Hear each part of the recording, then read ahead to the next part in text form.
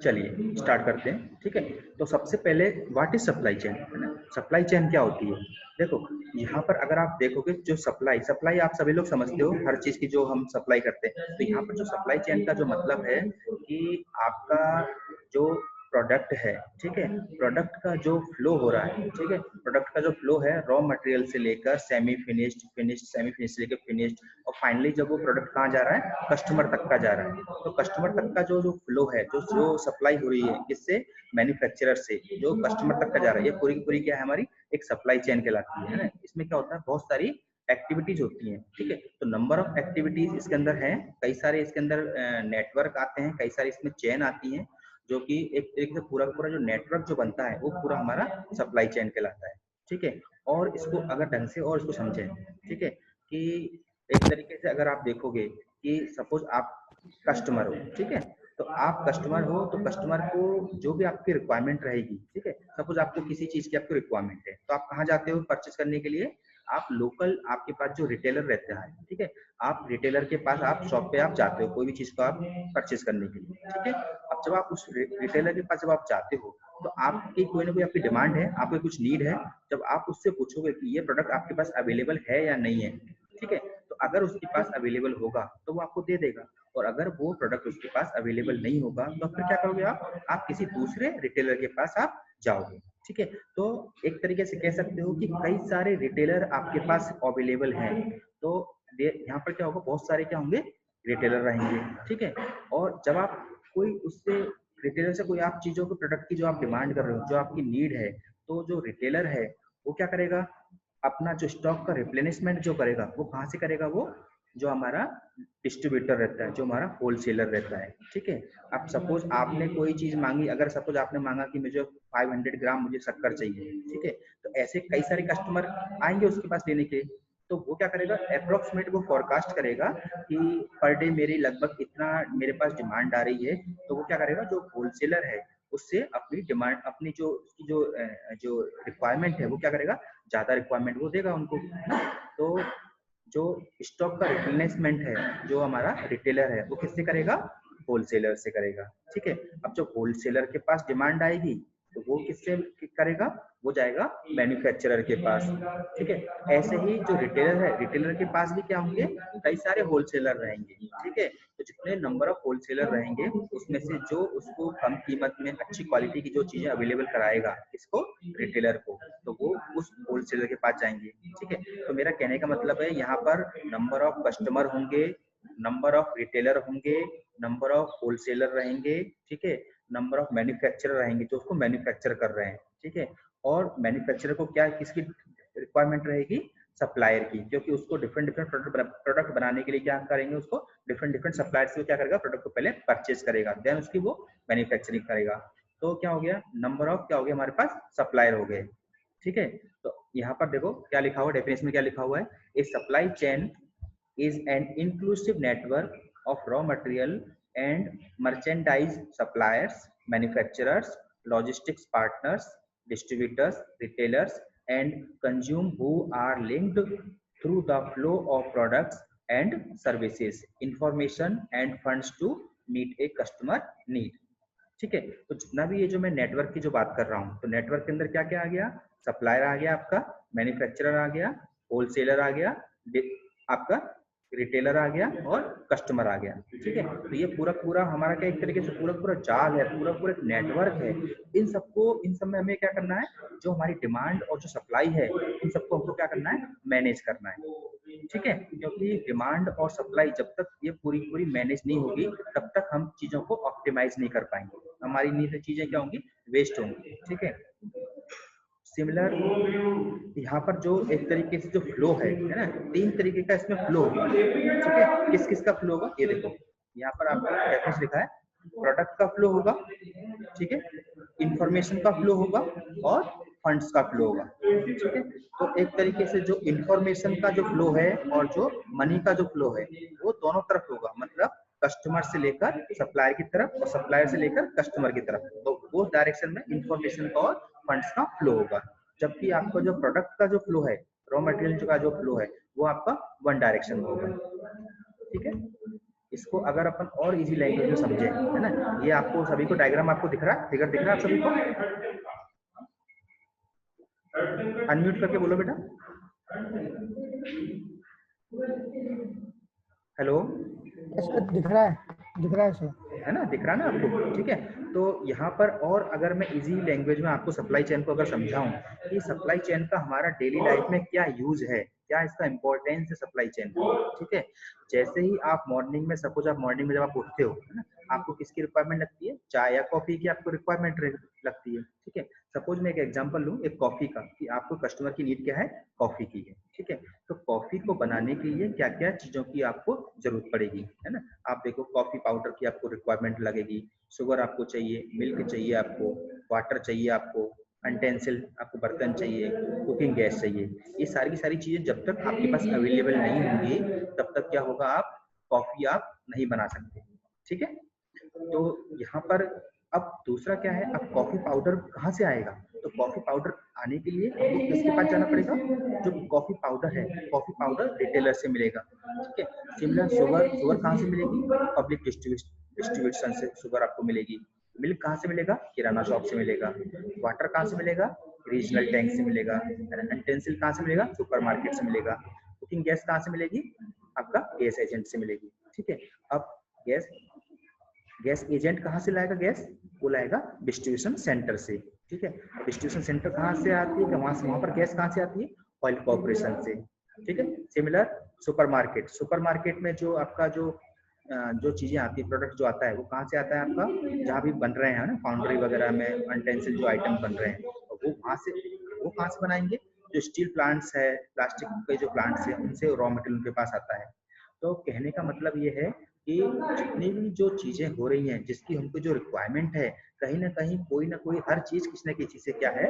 Connected है। तो ये पूरा का पूरा क्या है? हमारा एक नेटवर्क है। ठीक है, अगर इस पूरे के पूरे नेटवर्क में कहीं भी कोई भी जो फ्लो है वो हमारा टाइम पे नहीं हुआ, है ना, जो चीज अवेलेबल होनी चाहिए वो कहीं ना कहीं अगर टाइम पे अवेलेबल नहीं हुई, तो हम जो कस्टमर जो है, कस्टमर हम है, तो कस्टमर को क्या होगा? जो कॉफी उसको चाहिए, वो कॉफी उसको टाइम पे नहीं मिलेगी।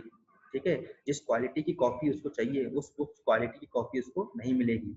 ठीक है, और जिस कीमत में उसको चाहिए उस कीमत में वो चीज उसको नहीं मिलेगी। ठीक है, तो कुल मिला के हमारा सप्लाई चेन का जो मेन एम यही है कि हमारा जो कस्टमर है, कस्टमर को right quality, right quantity, right time, right money, है ना, वो सब चीजें हम उसको अवेलेबल करा पाए, ताकि वो जो मनी स्पेंड कर रहा है, जो वो खर्चा कर रहा है, उसको सेटिस्फेक्शन हो, जितना वो पैसा लगा रहा है उतना लगना चाहिए कि हाँ वो सेटिस्फाई है ना। देखो नीचे देखो, आप पढ़ोगे नीचे क्या लिखा है, नीचे देखो, नीचे क्या लिखा है? In short, a supply chain is a process that satisfy a customer need and consist of multiple entities that are linked the flow of products, information and funds.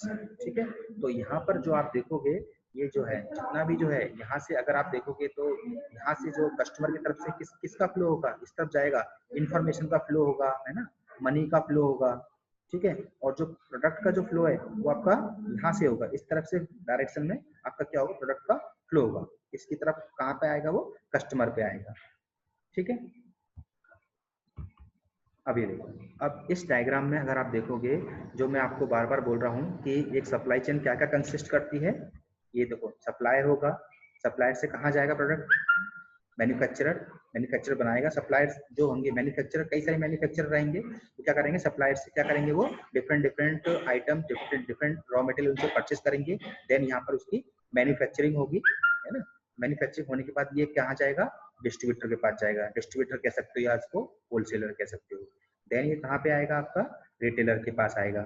ठीक है, और रिटेलर से कहाँ, किसके पास आएगा? कस्टमर के पास आएगा। ठीक है, तो अगर जो फ्लो हो रहा है, अगर फ्लो सप्लायर से लेकर कस्टमर की तरफ अगर फ्लो हो रहा है, तो ये फ्लो कहलाएगा हमारा डाउन स्ट्रीम फ्लो कहलाता है। ठीक है, और अगर जो फ्लो है वो कस्टमर से लेकर सप्लायर की तरफ हो रहा है, तो कौन सा कहलाएगा? ये अप स्ट्रीम फ्लो कहलाएगा, है ना। यहाँ पर एक तरीके से आप देखोगे, जो हमारी सप्लाई चेन के जो मॉडल हैं, वो 2 टाइप्स के सप्लाई चेन के मॉडल होते हैं। एक होता है पुल टाइप, पुल सप्लाई चेन, और एक होता है पुश टाइप। ठीक है, पुल टाइप मॉडल उसको बोलेंगे जब हमको कस्टमर की डिमांड हमको पता है, ठीक है, मतलब जिस टाइम पे हमको कस्टमर की अगर डिमांड पता है तो उस टाइम पे जो मॉडल जो कहलाएगा वो कौन सा कहलाएगा, हमारा फुल टाइप, ठीक है। और अगर कस्टमर की डिमांड हमको नहीं पता है तो वो कौन सा कहलाएगा, पुश टाइप, ठीक है। तो हम क्या करेंगे, जो अप्रोक्सीमेट फोरकास्टिंग करके पहले से ही क्या करेंगे, स्टॉक को हम बना लेंगे, मतलब उसका जो फ्लो होगा, पुश टाइप का जो फ्लो होगा वो कहाँ से होगा, आपका सप्लायर से लेकर कस्टमर की तरफ होगा ना, डाउन स्ट्रीम फ्लो होगा किसमें, पुश टाइप में। और फुल टाइप में कौन सा होगा, अप स्ट्रीम फ्लो होगा, क्योंकि कस्टमर से हमको ऑर्डर मिल गया है, जो कस्टमर की डिमांड हमको पता है तो धीरे धीरे कहाँ पे जाएगी इन्फॉर्मेशन, सप्लाई की तरफ जाएगी, ठीक है। किसी को डाउट अभी तक जितना मैंने समझाया है, स्टूडेंट्स? बेटा रेस्पॉन्स करो।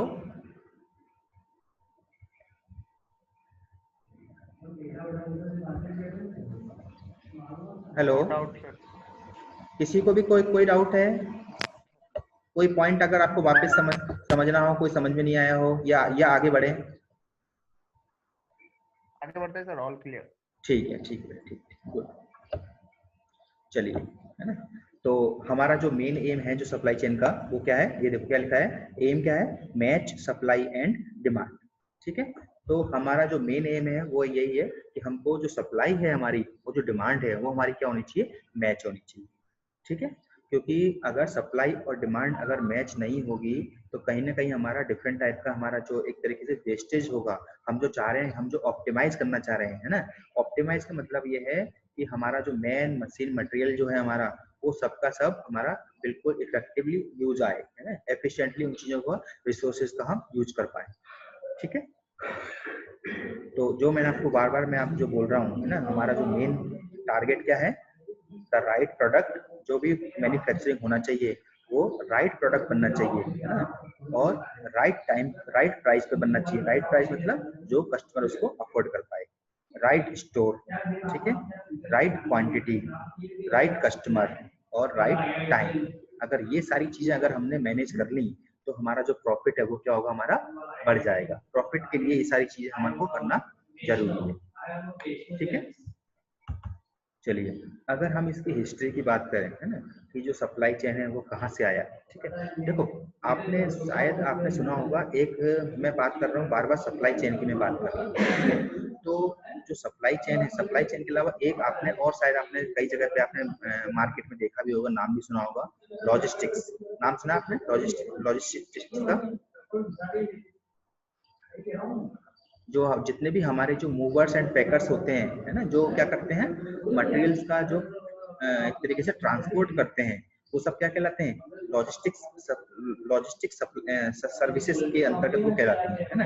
तो जितना भी हमारा जो लॉजिस्टिक है, लॉजिस्टिक भी क्या है, एक पार्ट है किसका, सप्लाई चेन का, ठीक है।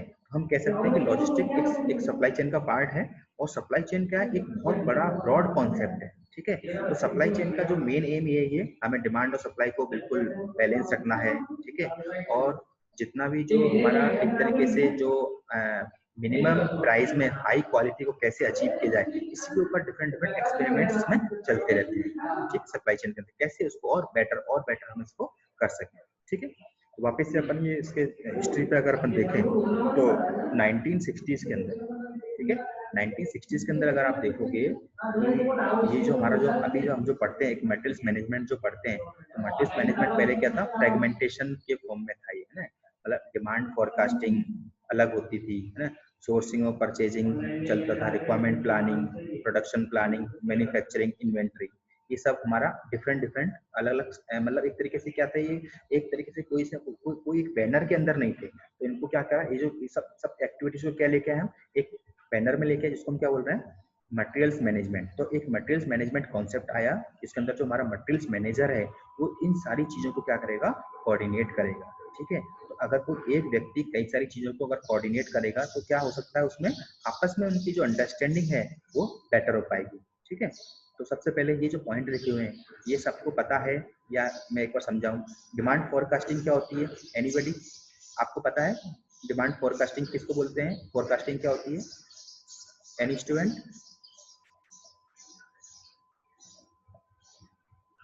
फोरकास्ट नाम सुना है बेटा फोरकास्टिंग का आप लोगों ने कभी? नहीं सर।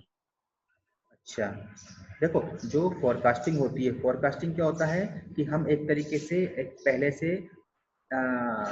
जो प्रोडक्ट जो हम बना रहे हैं, जो मैन्युफैक्चरिंग कर रहे हैं, उसकी कितनी उसकी कॉस्ट आएगी, कितना उसका एस्टिमेट आएगा, ठीक है, और कितनी उसकी पर्टिकुलर कितनी उसकी डिमांड आएगी, मतलब कितना हमको वो मैन्युफैक्चरिंग करना है।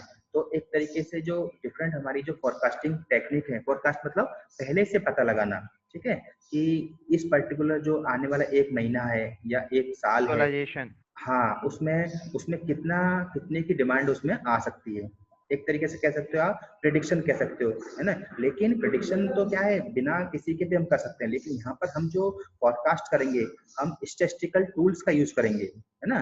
जितने भी जो हमारे स्टैटिस्टिकल टूल हैं, उनकी हेल्प से, जो सैम्पलिंग वाला जो है ना? इसके अलावा जो हमारा एक तरीके से आपका जो मार्केट सर्वे है ना? मार्केट सर्वे से, कस्टमर के फीडबैक से, है ना? ये सारी कई सारी जो हमारे पास जो टेक्निक्स हैं, उनकी हेल्प से हम क्या करेंगे, जो कस्टमर है, कस्टमर का जो एक तरीके से उनका मूड का पता लगाएंगे कि कस्टमर को किस चीज की क्या रिक्वायरमेंट है, ठीक है।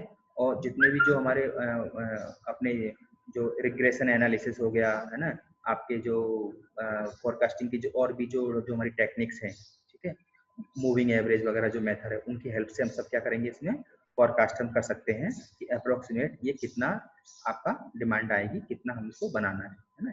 एग्जैक्ट तो नहीं पता चलता, बट फिर भी काफी मैक्सिमम चीजें क्या होती है उसके आसपास आ जाती हैं, तो उसको हम पहले से पता लग जाएगा कि इतनी डिमांड आने वाली है, तो उसके अकॉर्डिंग हमारा रिसोर्सेज प्लानिंग वगैरह हम उसमें कर सकते हैं, ठीक है।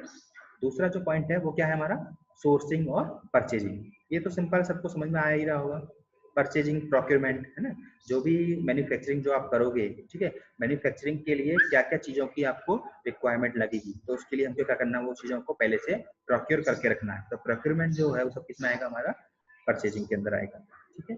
फिर आपका आता है रिक्वायरमेंट प्लानिंग, ठीक है। तो जो आपको एक तरीके से मटेरियल रिक्वायरमेंट प्लानिंग हो सकती है, रिसोर्सेज रिक्वायरमेंट प्लानिंग हो सकती है, कैपेसिटी रिक्वायरमेंट प्लानिंग हो सकती है, तो जितनी भी हमारी जो रिक्वायरमेंट प्लानिंग है वो सब की सब इसमें आएगी, ठीक है। देन जब प्लानिंग के बाद जब आप उसकी प्रोडक्शन करोगे, तो वो किसमें आएगा, हमारा प्रोडक्शन प्लानिंग के अंदर आएगा, ठीक है, कि आज आपको कितना प्रोडक्शन करना है ना, 1 हफ्ते में कितना प्रोडक्शन करना है, 1 मंथ में कितना प्रोडक्शन करना है, तो ये सारी की सारी जो प्लानिंग है वो किसमें आएगी, हमारी प्रोडक्शन प्लानिंग के अंतर्गत आएगी, ठीक है। और फिर नेक्स्ट पॉइंट कौन सा हमारा, मैन्युफैक्चरिंग इन्वेंट्री, ठीक है। इन्वेंट्री क्या होती है, सबको पता है इन्वेंट्री, ये तो शायद आपने पढ़ा होगा इससे पहले। एनीबॉडी, कोई बताएगा बेटा इन्वेंट्री किसको बोलते हैं, स्टूडेंट? रेस्पॉन्ड करो बेटा, what do you mean about inventory?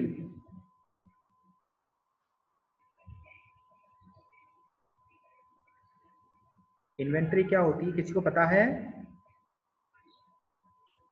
Sir एक हाँ बोलो। इन्वेंट्री शॉप भी अपन पढ़ते थे। हाँ बताओ ना, इन्वेंट्री पूछ रहा हूँ, inventory what do you mean about inventory? Inventory का मतलब क्या है? जहाँ सर हम प्रोडक्ट, जहाँ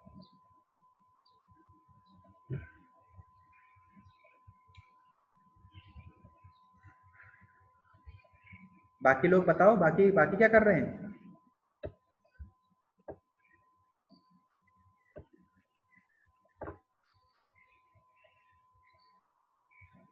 विकास, अभिषेक, राजकुमार, राहुल, जहाँ पे हम किसी चीज को रखते हैं ना, जिस हमें मैन्युफैक्चर करना है, और वहाँ पे हम जहाँ मैन्युफैक्चर करने रहे हैं, तो उसमें जो जो हम पार्ट्स यूज करने वाले हैं, या फिर जो जितने भी उसमें गुड्स यूज होने वाले हैं, वो हम इन्वेंट्री शॉप में रखते हैं। हाँ तो वही तो इन्वेंट्री आखिर में, ठीक है, कुछ कुछ पॉइंट सही बता रहे हैं बट पूरा अच्छे से नहीं बता पा रहे हो। बाकी और स्टूडेंट कौन बताएगा inventory, what do mean about inventory, किसको बोलेंगे, क्या होती है इन्वेंट्री? बेटा रेस्पॉन्ड करो, बाकी लोग बैठने के लिए नहीं आए क्लास में, हाँ या ना कुछ बोलो। इन्वेंट्री को नहीं अमन, इन्वेंट्री को अपन लिस्ट बोल सकते हैं। अमन आप रहने दो, आपने बोल दिया, मैं बाकी सर लोगों को। इन्वेंट्री, हाँ बोलो बोलो बेटा, सुनील बोलो। Sir inventory, sir inventory is a place where products are stored for future demand. ठीक है, बिल्कुल सही है, ठीक है बेटा। देखो मैं आपको, जो इन्वेंट्री होती है, इन्वेंट्री जो भी आपका स्टॉक है ना, कंपनी में जो स्टॉक है, चाहे वो आपका रॉ मटेरियल हो, ठीक है, चाहे वो सेमी फिनिश प्रोडक्ट हो, चाहे वो फिनिश प्रोडक्ट हो, ये सारा का सारा जो स्टॉक है और जिसकी कुछ वैल्यू है, वो सब की सब क्या कहलाएंगे, हमारी इन्वेंट्री कहलाएंगे। ठीक है, तो इन्वेंट्री जो भी है हमारी 3 कैटेगरी में हम डिवाइड कर सकते हैं। ठीक है, आपकी रॉ मटेरियल जो बॉट आउट आइटम होते हैं, सेमी फिनिश प्रोडक्ट में और फिनिश प्रोडक्ट में, ये सारी हमारी क्या है, इन्वेंट्री कहलाती है। ठीक है, इसके अलावा जितनी भी जो हमारी मशीन्स वगैरह हैं, जो हमारी लेबर है, मेन पावर है, ये भी कहीं ना कहीं इन्वेंट्री के अंदर ही आती हैं। ठीक है, तो हमको हमारी जो इन्वेंट्री है वो कैसे रखनी है, एक तरीके से मतलब ऑप्टिमाइज करके रखनी है, मिनिमम रखनी है, मतलब मिनिमम से इन द सेंस इतनी है जितनी रिक्वायरमेंट है हमको इन्वेंट्री की, उतनी ही हमको उसको स्टॉक करना है। ठीक है, अगर हमारी इन्वेंट्री ज़्यादा हो जाएगी तो क्या होगा, हमारी एक्स्ट्रा कॉस्ट जा रही है, उसको कहीं ना स्टोर कर रहे हैं, स्टोर पे खर्चा आ रहा है। ठीक है, तो इन्वेंट्री को ज़्यादा भी नहीं रखना है और इन्वेंट्री को कम भी नहीं कर सकते। अगर इन्वेंट्री हमारी कम हो गई तो हमारा जो मैन्युफैक्चरिंग है, हमारा जो प्रोडक्शन होने वाला है, वो हमारा क्या हो जाएगा, रुक जाएगा। ठीक है, तो ये सब सब सारी चीजें किसके अंदर आ गई, हमारी मटेरियल्स मैनेजमेंट के अंदर अंतर्गत ये सब चीजें आती हैं। ठीक है, दूसरा जो है आपका वेयर हाउसिंग। वेयर हाउसिंग मतलब जो मैं आपको ये समझाया था, जितना भी जो मैन्युफैक्चरिंग से जो चीज़ों की जो सप्लाई होती है वो कहाँ जाती है, पहले वेयर हाउस जाती हैं, होलसेलर के पास जाती हैं। ठीक है, वहाँ से फिर क्या होगा, मटेरियल हैंडलिंग होगा। ठीक है, मटेरियल हैंडलिंग क्या होती है, मूवमेंट होता है, जितने भी जो मटेरियल हैंडलिंग जो डिवाइसेस होती हैं उसकी हेल्प से क्या करते हैं, उनको ट्रांसपोर्ट करते हैं। ठीक है, फिर इसकी पैकेजिंग, ये भी आपको पता है। ठीक है, अब बाकी की ये सब चीज़ें हैं, ये सब किस में आएगा, हमारा फिजिकल डिस्ट्रीब्यूशन के अंदर अंतर्गत हम ये लेके आए 1980s के अंदर। मतलब एक तरीके से क्या हो गया, कंसोलिडेशन फॉर्म में ये सब चीज़ें आ गई है ना। तो जितना भी हमारा जो गुड्स इन्वेंट्री है, ठीक है, आपका जो डिस्ट्रीब्यूशन प्लानिंग है, ऑर्डर प्रोसेसिंग है, ट्रांसपोर्टेशन है, कस्टमर सर्विस है, ये सब की सब किस में आएगा, हमारा डिस्ट्रीब्यूशन के अंदर आएगा। मतलब आपको क्या करना है, सब चीज़ों को डिस्ट्रीब्यूट करना है। किसको करना है, डिस्ट्रीब्यूट, कस्टमर को। ठीक है, इसके बाद ये सारी की सारी चीज़ों को क्या कर दिया हमने, इंटीग्रेट कर दिया। इंटीग्रेट मतलब ये सब चीज़ें क्या हो गई, आपस में एक दूसरे से कनेक्ट हो गई। तो ये कॉन्सेप्ट किस में आया, 90s के अंदर। तो ये सब चीज़ें किस में आई, ये सब जो हम बोलते हैं उसको बोलते हैं लॉजिस्टिक्स। लॉजिस्टिक्स जो आप बोल, अब लॉजिस्टिक्स तो क्या हो गया, एक पार्ट हो गया किसका, सप्लाई चेन मैनेजमेंट का। ठीक है, अब इसके अलावा इन सब चीज़ों के अलावा जो सप्लाई चेन जो उसके अलावा भी और पूरा पूरा क्या करता है, इसके अलावा कई सारी इसमें इंफॉर्मेशन टेक्नोलॉजी आती है इसके अंदर। ठीक है, मार्केटिंग सेल्स भी देखता है, ये स्ट्रेटेजिक प्लानिंग भी करता है और पूरा फाइनेंशियल चीज़ों को तो भी देखता है। ठीक है, तो सप्लाई चेन मैनेजमेंट एक तरीके से ब्रॉड कॉन्सेप्ट है। ठीक है, ये जो सब्जेक्ट है ये आपका ना, मतलब एक तरीके से मानो ये जो ऑपरेशन रिसर्च और सप्लाई चेन जो सब्जेक्ट है, एक ऐसा सब्जेक्ट है जो आपको हर फील्ड में इसको पढ़ाया जाता है, इसका इंपॉर्टेंस इतना ज़्यादा है। ठीक है, आप इसको इंजीनियरिंग में भी पढ़ रहे हो, इसको आप ना जो कंप्यूटर वाले हैं, कंप्यूटर साइंस के अंदर भी इसको पढ़ते हैं, मैनेजमेंट वाले भी पढ़ते हैं, कॉमर्स वाले भी पढ़ते हैं। तो क्योंकि ये एक तरीके से क्या है, मैनेजमेंट डिसीजन टूल है ये। ठीक है, तो जहाँ भी आपको डिसीजन की जहाँ रिक्वायरमेंट लगती है, तो वहाँ आपको क्या है, जो हमारे ऑपरेशन रिसर्च जो मॉडल है, OR मॉडल है, और जो सप्लाई चेन हमारा जो कॉन्सेप्ट है, वो सब उसमें केस में आएगा, यूज में आएगा। ठीक है, और फाइनली अभी जो चल रहा है वो सब क्या चल रहा है, हमारा ऑटोमेशन चल रहा है। ठीक है, और अभी जो नई नई टेक्नोलॉजी आपको बताइए क्या क्या नई नई टेक्नोलॉजी आपकी आ गई है। ठीक है, आजकल पूरा पूरा कंप्यूटराइज हो गया है ना, आपका जो आर्टिफिशियल इंटेलिजेंस आपका आ गया है। ठीक है, साइबर सिक्योरिटी आपका आ गया है, क्लाउड कंप्यूटिंग ना, ऑटोमेशन, रोबोटिक्स, ये सब चीज़ें जो आ गई हैं, ये सब की सब क्या है, आपको हेल्प करेंगी सप्लाई चेन को और अच्छे से मैनेज करने में। ठीक है, अगर हम इसको टाइम पीरियड वाइज देखा जाए, ठीक है, तो अगर अपन 1980s की अगर अपन बात करें, तो वहाँ पर जो सबसे पहला जो हमारा एक तरीके से वो प्रोडक्ट ड्रिवन था, है ना। मतलब सबसे पहले हम क्या है, केवल और केवल क्वालिटी पे हम फोकस करते थे ना, क्वालिटी हमारे लिए मेन प्रायोरिटी रहती थी। लेकिन क्वालिटी की वजह से क्या होता है, कई बार क्या होता है कि हमारी जो कॉस्ट है वो हमारी ज़्यादा चली जाती है। ठीक है, तो हमको क्वालिटी के साथ साथ में हमको कॉस्ट का भी हमको ध्यान देना पड़ेगा। ठीक है, क्योंकि हमको देखना पड़ेगा कि हम जो प्रोडक्ट हम जो बना रहे हैं वो किस टाइप के कस्टमर के लिए बना रहे हैं। मार्केट में हर टाइप के कस्टमर अवेलेबल हैं, ठीक है। जो बहुत हायर कॉस्ट पे परचेज कर सकते हैं वो कस्टमर भी हमारे पास अवेलेबल हैं, जो मीडियम रेंज वाले कस्टमर भी अवेलेबल हैं, और जो बिल्कुल सस्ती चीज़ों के लिए परचेज कर सकते हैं वो कस्टमर हमारे पास अवेलेबल है। तो ये हमको पहले डिसाइड करना पड़ेगा कि जो हम प्रोडक्ट बना रहे हैं, ठीक है, वो किस टाइप के कस्टमर के लिए उसको बना रहे हैं, ठीक है। फिर 1980s के अंदर ही जो हमारा है दूसरा जो हमारा जो कॉन्सेप्ट है वो कौन सा आया, एक तरीके से जो वॉल्यूम ड्रिवन की बात कर रहे हैं, जो कॉस्ट ड्रिवन की बात कर रहे हैं, ठीक है। तो कॉस्ट वाला फैक्टर भी हमको देखना पड़ेगा, ठीक है। क्वालिटी भी हमको देखना है और हमको कॉस्ट भी देखना है, ठीक है। तो उसके बाद जो 1990s के अंदर जो हमने बात करी वो है हमारा मार्केट ड्रिवन, ठीक है।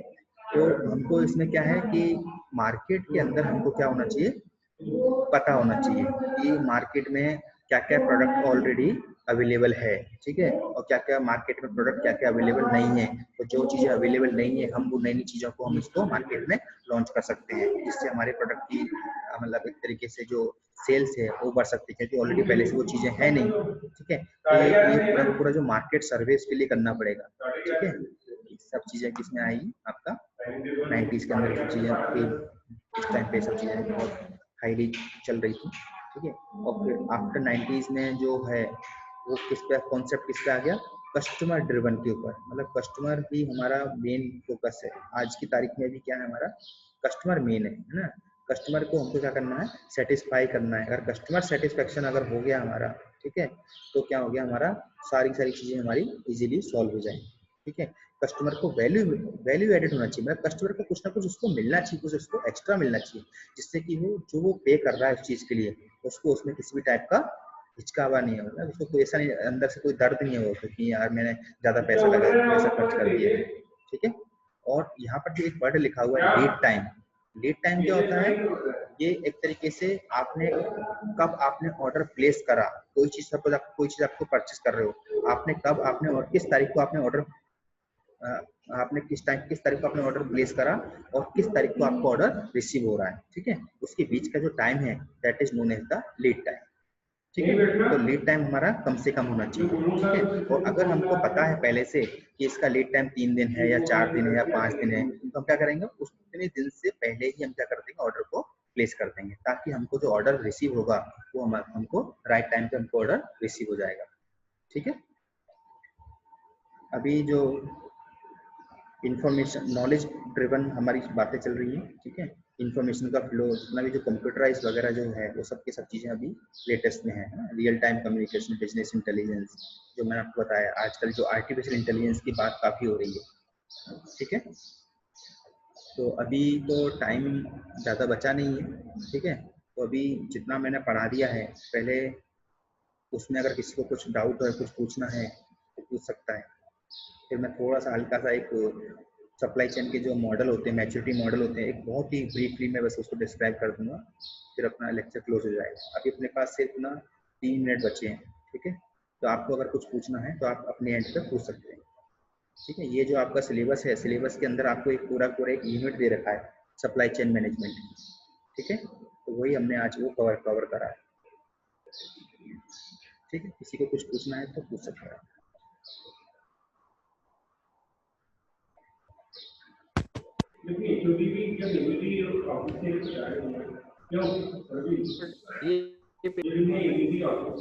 हेलो, हाँ बेटा बोलो, आवाज नहीं आ रही, बोलो बेटा।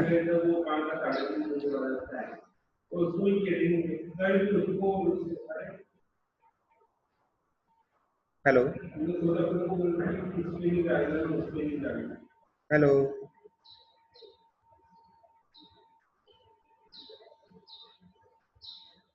आवाज आ रही है मेरी आपको? हाँ हाँ हाँ, कोई और पूछ ले, उसके अलावा कोई और पूछ सकता है जिसको पूछना। शुभम पाटिल, तुम्हें कुछ पूछना है बेटा?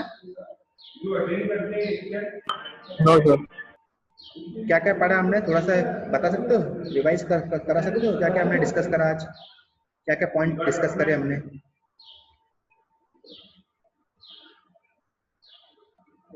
अमन कुमार,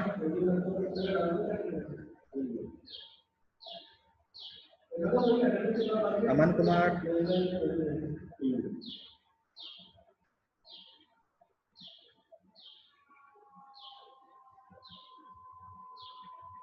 मैं इसको स्टॉप कर रहा हूँ शेयरिंग को, तो ठीक है। सभी लोग 2 मिनट के लिए कैमरा ऑन कर लो।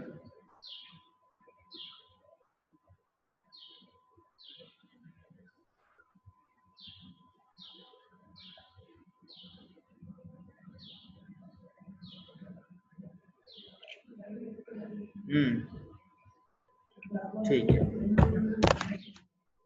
किसी को कोई डाउट नहीं है तो जो भी है इसको पढ़ना है ना, बाकी तो सर पढ़ाएंगे।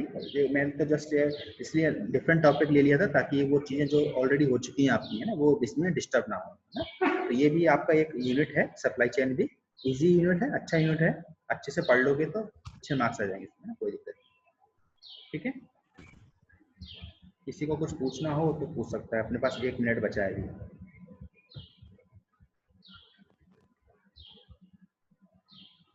नहीं पूछना किसी को?